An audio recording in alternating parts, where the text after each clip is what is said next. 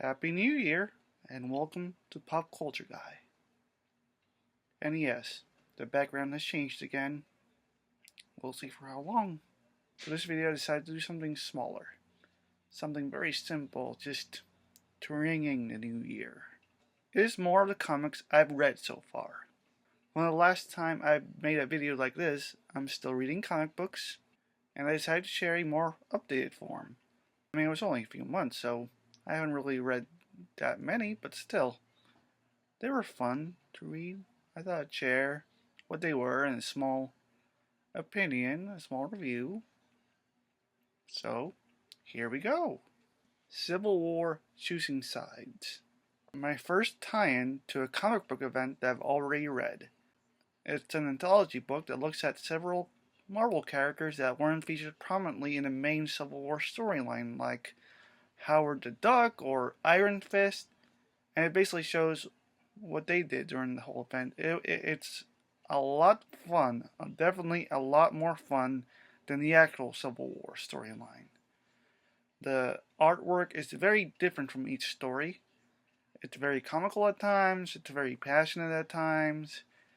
It was great to read. As I knew I would, the last two issues of the Batman Teenage Mutant Ninja Turtles crossover.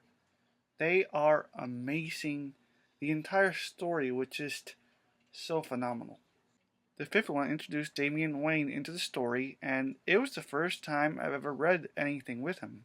I mean, his introduction is kind of weak. It was still good.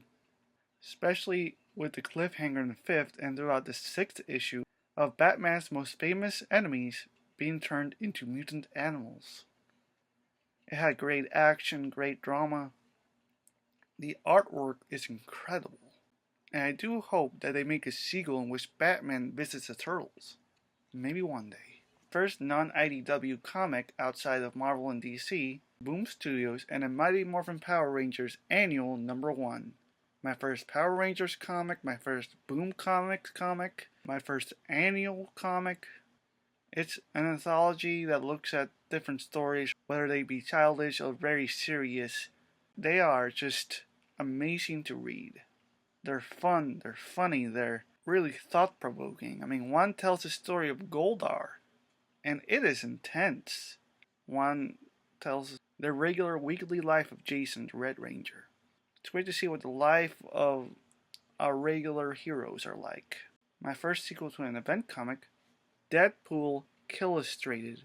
You know it's good and funny if it involves Deadpool, and this one is.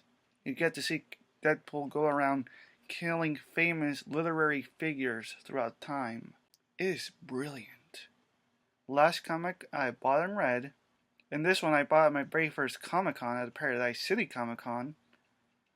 My very first Golden Age era comic book. It's a collection. It was worth it to know what the Golden Age is like. It might take me a while to get back to it because, like the Silver Age, it's very wordy. And that would be the Comic Cavalcade Archive Volume 1. This has the first 3 issues of the Comic Cavalcade series.